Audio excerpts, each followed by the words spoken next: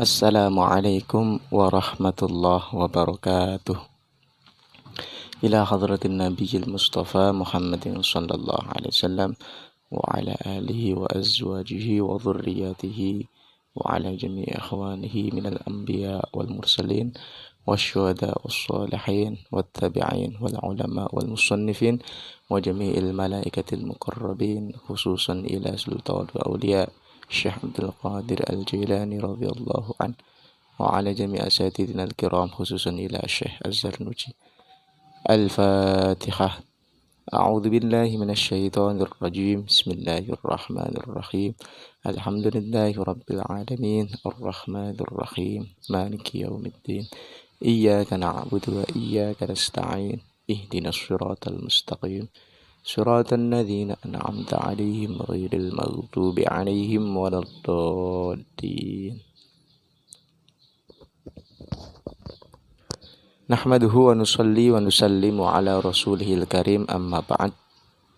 Pada kesempatan kali ini kita akan melanjutkan ngaji kita, belajar kita tentang adab belajar dan menuntut ilmu, yaitu membahas kitab Ta'limul Muta'allim karya Syekh Az-Zarnuji.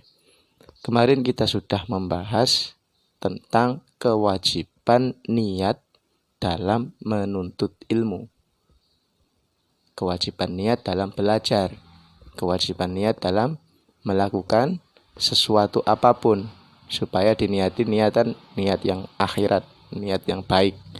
Nah, pada hari ini kita akan membahas tentang bagaimana niatan baik, bagaimana niatan buruk ketika belajar ilmu. Mana niat-niat yang dianggap baik atau niat-niat yang dianjurkan, dan mana niat-niat yang dianggap buruk atau niat-niat yang tidak diperbolehkan. Qala al-muallif rahimahullahu ta'ala, wa yanbaghi ayyanwiya al-muta'allim bi talabil ilmi ridha Allah. Sudah jelaskan. Wayambahi artinya seyogyanya, seharusnya, hendaknya seorang penuntut ilmu ayyanwiya berniat di dalam menuntut ilmu. Apa yang dicari?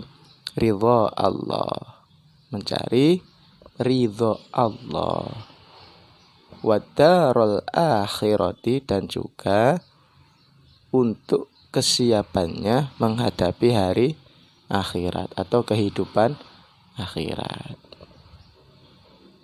Yang pertama, mencari ridha Allah. Ini hal yang sangat penting.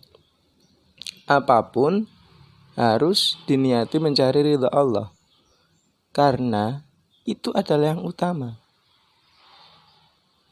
Kalau Allah ridho, maka sudah selesai. Kita jadi orang yang muflihun, orang yang beruntung. Tapi kalau Allah tidak ridho, akhirnya sia-sia. Nah, kembali lagi, manusia itu diciptakan oleh Allah untuk ibadah, untuk takwa, taat kepada Allah.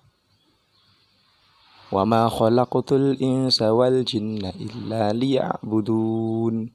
Jadi tugasnya manusia itu yang utama adalah ibadah. Makanya setiap segala sesuatu yang dilakukan manusia harus disertai niat untuk mencari ridha Allah. Gampangnya seperti ini. Ada orang kampung, desa, niat mencari kerja, berangkat kerja ke kota. Setelah sampai kota, dia dapat tempat jadi pembantu di sebuah rumah atau di sebuah perusahaan. Maka ketika dia bekerja, nyapu, ngepel, nyuci, apa yang diajari? Yang dicari tentunya yang pertama adalah ridho dari bosnya, ridho dari majikannya. Akhirnya dia dapat uang, bonusnya uangnya itu. Ini perumpamaan ya. Nah, tapi kalau dia nyuci, ngepel, nyapu, kok tidak mencari ridho atau kepuasan dari bosnya, akhirnya apa ya? Dipecat dia. Akhirnya apa? Sia-sia nyapunya. Wah, sudah dinyapu-nyapu, ternyata salah tempat nyapu. Sudah capek-capek nyapu, ternyata masih kotor. Nyapunya ngawur. Nah, itu. Dari mencari ridha Allah, otomatis ketika melakukan sesuatu, dia akan melakukannya dengan cara yang terbaik. Apalagi hal yang besar seperti menuntut ilmu. Kalau apapun didasari ridha Allah, maka dia akan berusaha mencari tahu apakah yang dia lakukan ini sudah benar atau tidak. Makanya yang pertama niatnya apa? Mencari ridha Allah. Nanti ketika sampai di tempatnya, sampai di tempat belajar, sampai di tempat kerjanya, kalau yang dicari ridha Allah, maka dia akan hati-hati. Contohnya tadi, pembantu nyapu, yang dicari apa? Ridhonya majikannya. Akhirnya apa? Nanti masalah bersih nggak bersih, tapi kalau majikannya sudah puas gimana? Nggak jadi masalah akhirnya. Sama orang belajar, dia dapat ilmu, nggak dapat ilmu itu masalah Allah yang ngasih. Tapi kalau sudah ridho, ini sudah sungguh-sungguh ini menuntut ilmunya ini. Akhirnya apa? Ya dikasih. Entah itu dikasih ilmu atau dikasih yang lebih dari ilmu. Makanya ada namanya istilah ilmu tanpa belajar. Bagi orang-orang yang bertakwa itu seperti itu. Allah sudah senang kok, ngapain? Langsung dikasih. Seperti kayak tadi pembantu, majikannya sudah senang kok, ngapain pakai nyapu nyuci, enggak. Nyapunya sedikit, karena majikannya sudah senang, kasih uang banyak akhirnya, gajinya banyak. Nah, seperti itu. Saya paham ya. Selanjutnya niatnya apa? Niatnya adalah mempersiapkan untuk kehidupan di akhirat. Nah, ini nggak kalah penting. Dunia adalah darul amal, tempat beramal. Sedangkan tempat memanen amalnya atau mendapatkan hasil dari amalnya itu di mana? Di akhirat. Makanya apa yang dilakukan oleh semua manusia di dunia ini hendaknya diniatkan berlandaskan untuk persiapan bekal menuju akhirat. Apalagi menuntut ilmu. Jadi kelihatannya di sekolah cuma duduk mendengarkan guru, tapi itu dihitung pahala. Akhirnya tabungannya banyak.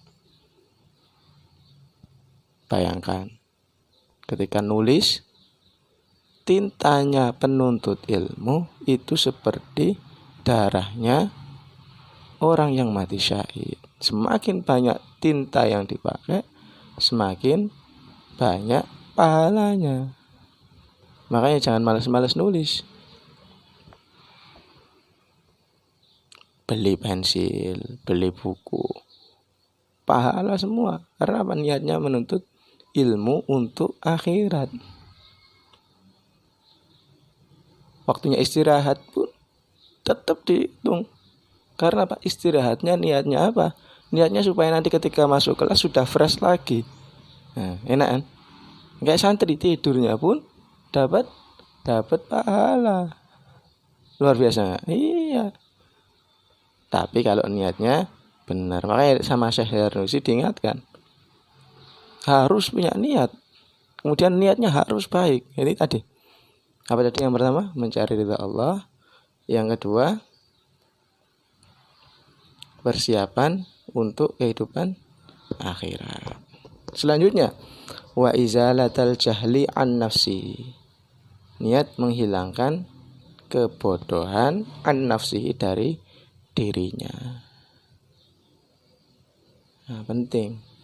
Orang itu kalau bodoh, kalau nggak tahu apa-apa, akhirnya ngawur. Sholat nggak tahu ilmunya, ngawur. Makan nggak punya adabnya, ngawur. Tidur nggak tahu ilmunya pun, ngawur. Dari kengawurannya akhirnya gatot semua, gagal total semua amalannya. makan ya ngawur, nggak ada adabnya, akhirnya bukan malah kenyang, tapi malah sakit. Apapun itu butuh ilmu. Makanya belajar, niat supaya menghilangkan kebodohan. Karena apa? Orang bodoh itu selain menyusahkan dirinya, menyusahkan orang lain.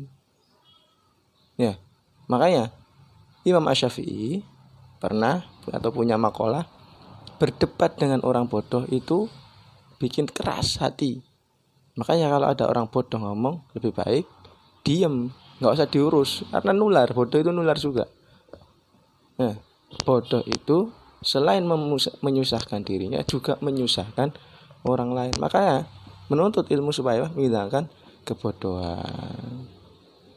Kalau sudah nuntut ilmu dengan niat menghilangkan kebodohan, otomatis dia tidak cuma diem saja. Dia akan berusaha. Ketika belum paham, tanya. Belum paham, tanya. Tapi kalau nggak ada niatan untuk menghilangkan kebodohan, dia bisa nggak bisa, ya diem saja. Beda loh ya. Beda. Ketika dia nggak bisa tapi sudah dengan sungguh-sungguh, nanti akan datang pertolongan Allah. Entah apa itu. Tapi kalau yang penting kan harus belajar, paham nggak paham ya wis. Nah, nggak begitu, itu beda. Paham karena dia diem saja, nggak paham karena dia diem saja, dengan nggak paham karena sudah sungguh-sungguh. Selanjutnya wa'an sa'iril jahli, dan juga menghapuskan segala macam kebodohan. Setelah menghilangkan kebodohan dari diri sendiri, kemudian karena dia sudah pinter, sudah paham, maka dia akan mengajarkan pada orang lain, ngajak orang lain tentang bagaimana yang benar. Karena dia sudah tahu ilmunya. Nggak mungkin orang ngajarin naik mobil kalau dia tidak bisa naik mobil. Mau kamu diajari nyetir mobil sama orang yang nggak bisa naik mobil, ini nabrak. Diajak renang, kamu nggak bisa renang. Ayo tak ajari renang. Ternyata yang ngajari kamu nggak bisa renang. Mau? Ya enggak, sama-sama tenggelam akhirnya. Sama. Ayo tak ajari sholat. Yang ngajari sholat nggak pernah belajar sholat. Akhirnya ya nggak sah sholatnya. Makanya belajar kepada orang yang jelas ilmunya, yang jelas track record belajarnya, itu penting. Nah, sehingga belajar ilmu itu penting supaya bisa mengajarkan kepada yang lain. Kemudian yang selanjutnya wa ihya'uddin wa ihya'ad-din wa ibqa al-Islam. Menghidupkan agama dan tetapnya Islam. Wah, ini luar biasa niatnya. Belajar ilmu agama, belajar Al-Qur'an supaya apa? Niatnya menghidupkan agama. Supaya agama ini tetap hidup. Tak belajar Al-Quran, tak belajar agama. Apa? Karena dengan adanya orang belajar agama, maka agama itu terpelihara. Benar apa enggak? Contohnya, kalau ingin ilmunya matematika itu tetap ada, harus ada orang yang bisa matematika. Contohnya, orang semua golput, mundur semua, nggak ada yang belajar matematika sampai berapa tahun, akhirnya nggak ada ilmu matematika, hilang lah, nggak ada yang bisa, lama-lama hilang ilmunya, matematika hilang lama-lama. Karena apa? Nggak ada yang belajar, nggak ada yang paham, nggak ada yang bisa. Contohnya sekarang, dulu itu zamannya Ustadz masih ada yang namanya mesin ketik yang cetak krak, cetak krak. Nah, sekarang sudah nggak ada, hampir nggak ada. Ya itu kalau lama-kelamaan nanti anak cucunya nggak bisa. Anaknya Ustadz lah, kamu aja sekarang nggak bisa menggunakan ilmu ketik itu, gimana nggak bisa? Karena apa? Nggak ada yang belajar lagi, nggak ada yang menggunakan, akhirnya mati. Seperti itu. Jadi segala sesuatu kalau pengen langgeng itu harus diajarkan, harus ada orang yang tetap belajar ilmu itu. Nah, rumusnya seperti itu. Bahasa Indonesia, bahasa apa? Sekarang bahasa Jawa wes. Bahasa Jawa bukan yang bahasa Jawa aku, iyo, enggak, bukan itu. Tapi bahasa Jawa yang Sanskerta itu, Hono Coro Kodoto Sowo.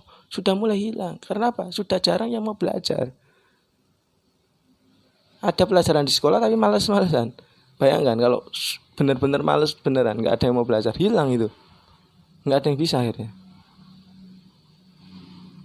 Makanya ketika belajar agama diniati menghidupkan agama supaya agama itu tetap lestari.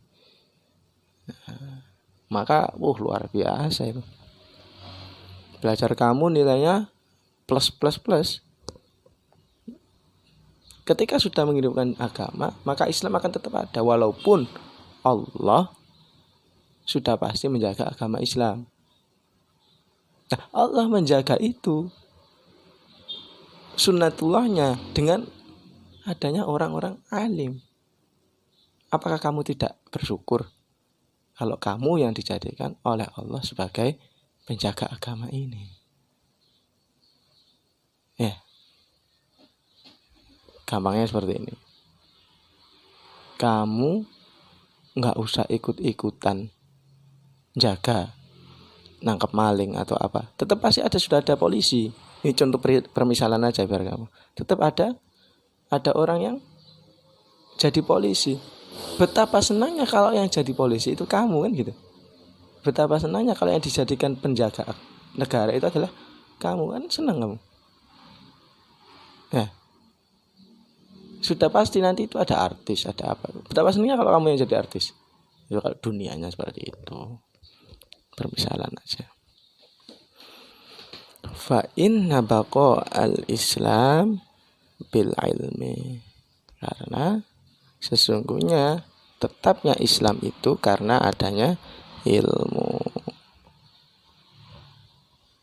Wala yasihhu zuhdu wat taqwa ma'al jahli. Enggak bisa zuhud, takwa itu modalnya bodoh, itu enggak bisa. Segala sesuatu modalnya adalah ilmu. May yuridillahu bi khairan yufaqihu fiddin. Kalau orang itu dikehendaki Allah kebaikan, maka dia akan dikenalkan dengan ilmu. Kebaikan itu apa? Yang utama ya takwa itu. Kalau orang sudah diinginkan oleh Allah menjadi orang yang bertakwa, otomatis dia diberi ilmu. Tanda-tandanya kan kita nggak tahu.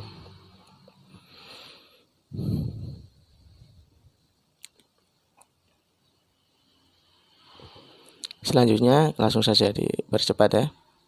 Kita sudah membahas tentang niat yang baik tadi. Kemudian niat yang buruk itu apa? Nah, niat yang buruk itu apa? Niat yang buruk itu niat hanya untuk mencari dunia. Nah, maksudnya mencari dunia apa? Mencari kesenangan di dunia. Aku tak niat belajar ini supaya nanti bisa membodohi orang. Untuk kesenangannya saja. Nilainya sedikit. Bahkan nilainya nggak bagus itu kalau untuk membodohi orang. Aku niat belajar supaya dapat ranking 1 biar terkenal. Boleh nggak niat seperti itu? Nggak bagus. Walaupun ya tetap dia dapat untung. Apa untungnya dia? Ya dia dapat ranking, dapat terkenal, tapi cuma sedikit segitu, akhirnya nggak bagus. Apalagi niatnya untuk mencelakakan orang, lebih nggak bagus lagi. Nah, kamu mau jualan, dikasih pilihan jualan emas atau jualan batu biasa, batu bata. Kalau kamu dikasih pilihan, maunya mana? Maunya jualan emas. Karena apa? Nilainya lebih besar. Untungnya lebih besar. Atau kamu dikasih lah, mau dikasih emas atau dikasih batu bata. Tentunya kamu pilih dikasih emas. Karena apa? Nilainya lebih besar. Sama, mau dikasih akhirat atau dunia, tentunya harus milih akhirat. Wal akhiratu khairul laka minal ula. Akhirat itu adalah yang utama. Lah sudah dikasih pilihan akhirat kok dia milih dunia. Nah, itu namanya orang yang bodoh. Sama kayak orang mau dikasih emas kok dia milihnya batu bata. Ya. Mudah-mudahan setelah ngaji ini diniati lagi ngajinya, bukan hanya karena absen, karena disuruh orang tua, rugi nanti. Dapatnya cuma apa ya? Dapatnya cuma itu. Tapi nggak dapat hal yang besar tadi, banyak tadi. Insyaallah ya. Paham tuh? Mudah-mudahan ngaji kita yang sebentar ini memberikan manfaat, memberikan barokah, sehingga kita diberikan pahala, diberikan ridha Allah Subhanahu wa taala. Cukup sekian, wabillahi taufiq wal hidayah. Assalamualaikum warahmatullahi wabarakatuh.